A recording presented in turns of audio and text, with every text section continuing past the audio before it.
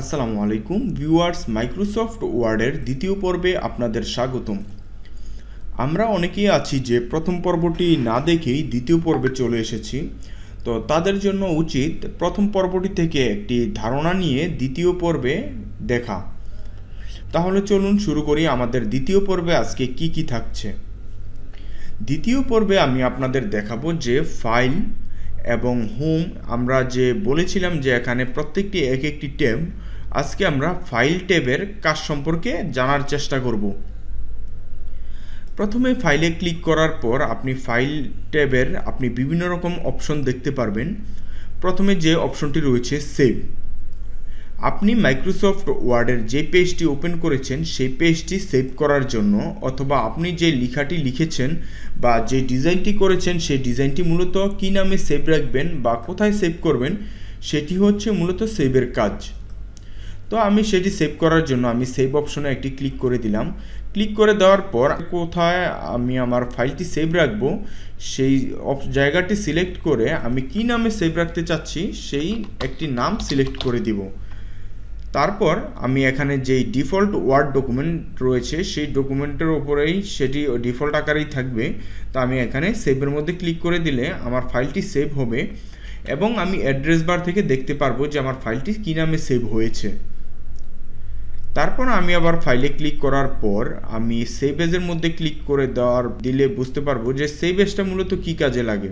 আমরা এই যে ফাইলটি সেভ করেছি মেহেদি নাম দিয়ে, মনে করেন আমি এখানে একটি লেখা লিখে দিচ্ছি, মাই name is Mahedi Hasan, my father name is Arif.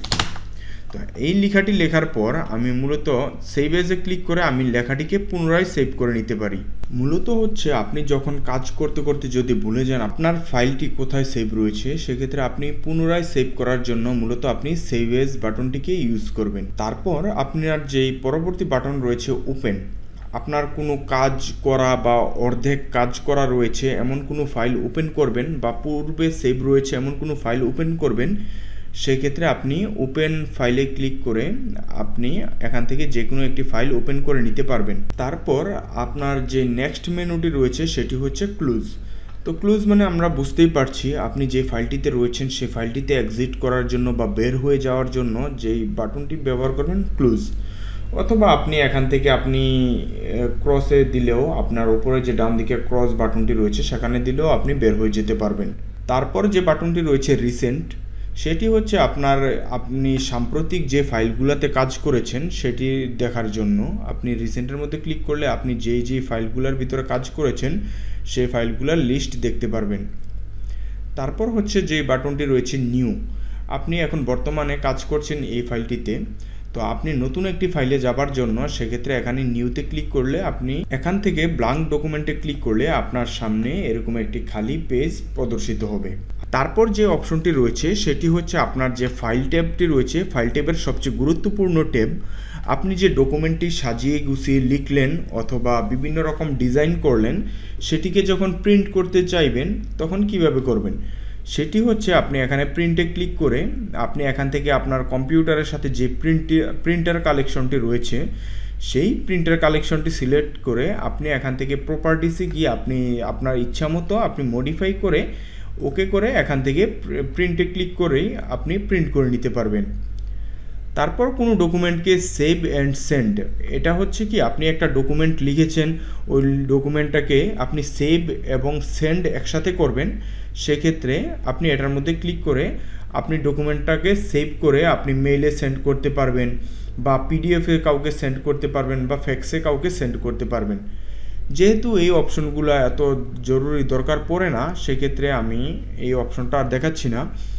তারপর যে অপশনটি রয়েছে আপনার অপশন, আমরা জানি প্রত্যেকটা সফটওয়্যার অথবা প্রত্যেকটা ডিভাইসের একটি করে সেটিংস অপশন থাকে, যেখান থেকে আপনি ওই সফটওয়্যার বা ওই সাইটটিকে আপনার পরিচালনা করার জন্য একটি সেটিংস হয়ে থাকে। সেক্ষেত্রে এই অপশনস হচ্ছে মাইক্রোসফট ওয়ার্ডের একটি সেটিংস।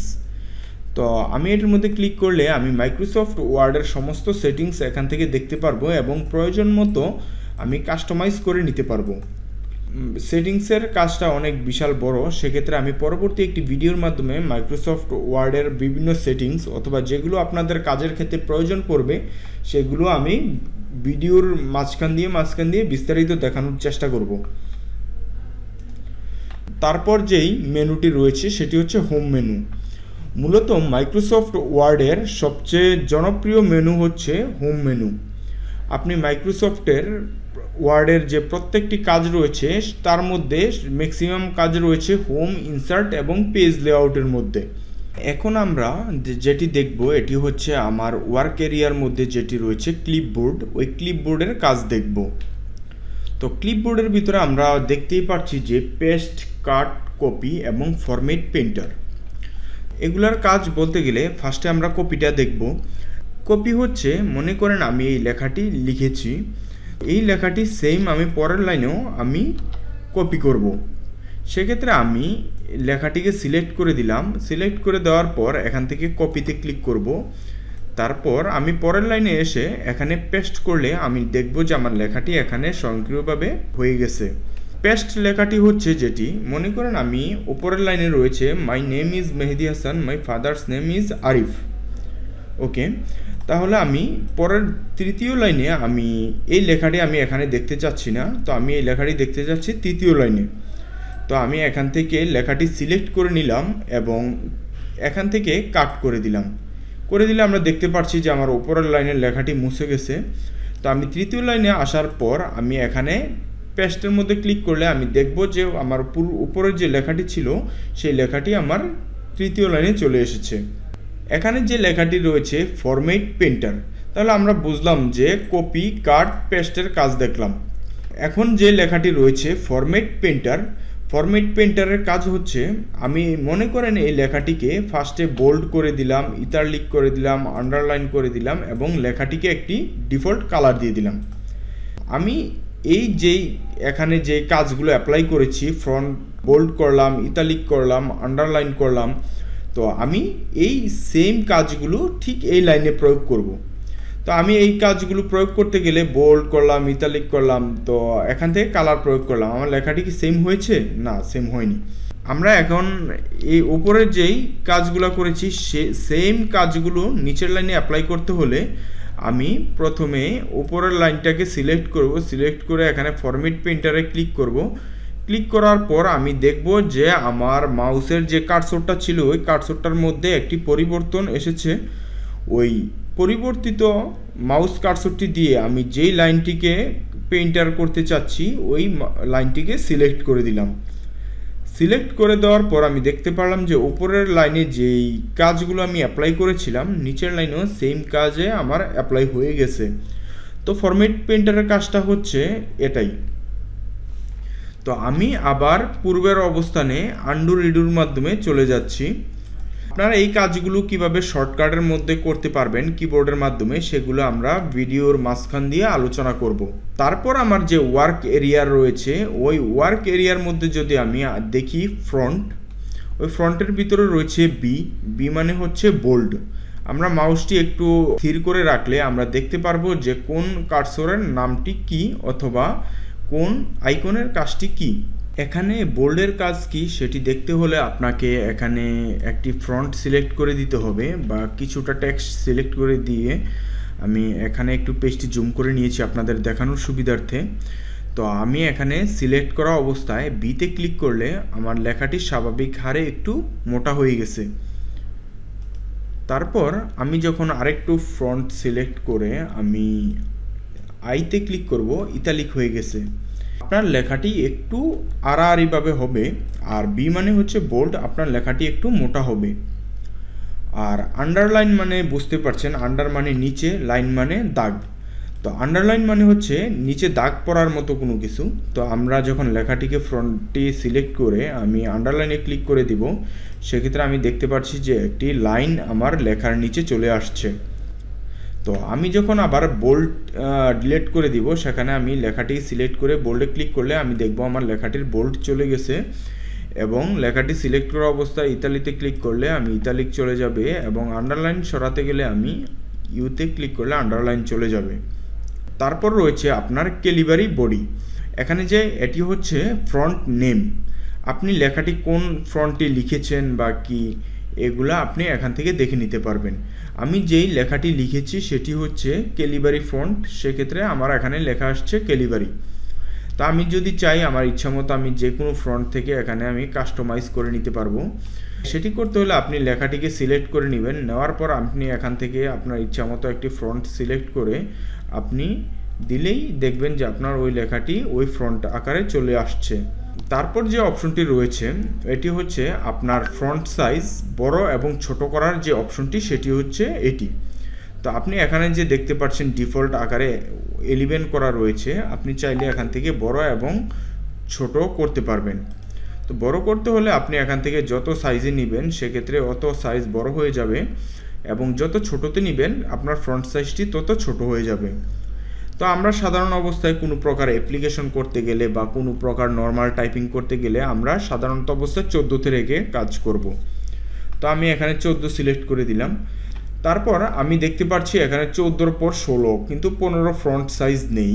তারপর ওই ফ্রন্ট সাইজটি এক এক করে বড় ছোট করতে চাইলে এখান থেকে করতে পারবেন, অথবা কিবোর্ড থেকে কন্ট্রোল চেপে এবং সেকেন্ড ব্র্যাকেটে চাপলে এক এক করে বড় হবে, এবং সেকেন্ড ব্র্যাকেট উল্টোটার দিকে টানলে এক এক করে ছোট হবে। তারপর যেই অপশনটি রয়েছে সেটি হচ্ছে সেন্টেন্স স্কেচ।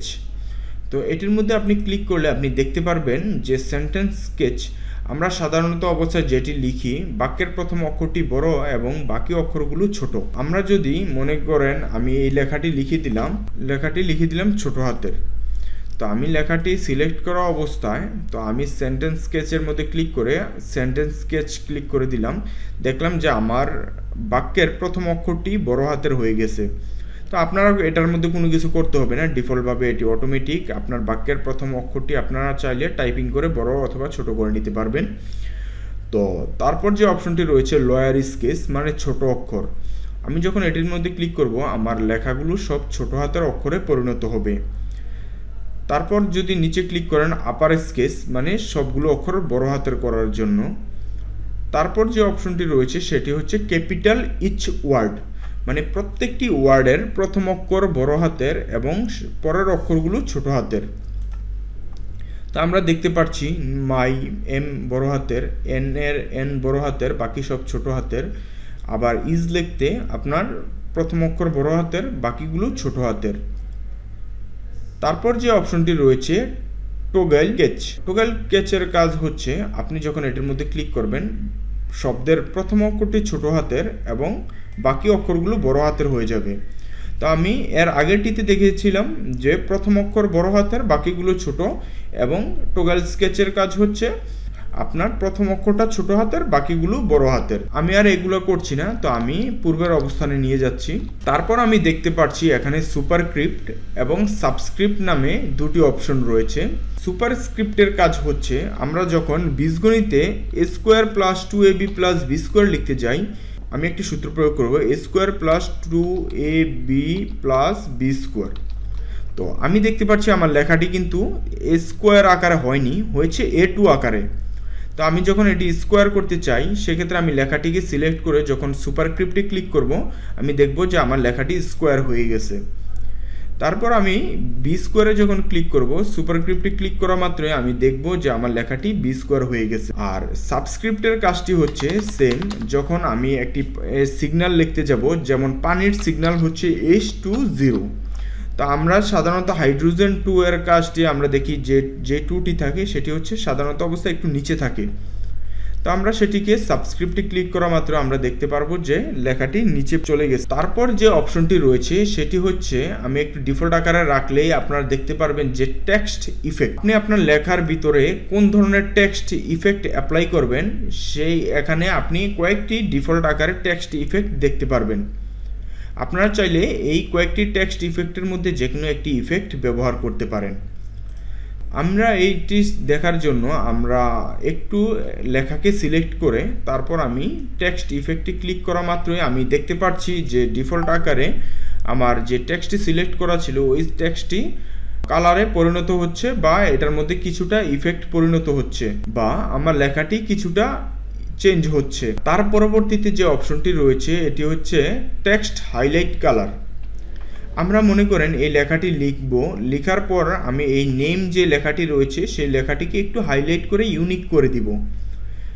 সেটি করার জন্য আমি নেম লেখাটিকে সিলেক্ট করে এখান থেকে হাইলাইটে ক্লিক করে দিলাম। আপনারা যে কোনো টেক্সট হাইলাইট করতে হলে আপনারা এই হাইলাইট কালারটি ইউজ করতে পারেন, অথবা আপনি এখান থেকে ডিফল্ট আকারে যে কোনো কালার পরিবর্তনও করতে পারবেন।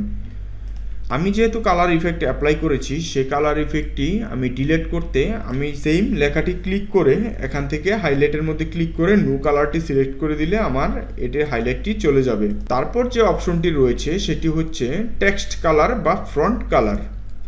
আমি যে লেখাকে কালার করতে চাচ্ছি সেই লেখাটিকে সিলেক্ট করে এখান থেকে যে কোনো একটি কালারে ক্লিক করলে আমার টেক্সট কালারটি পরিবর্তন হবে।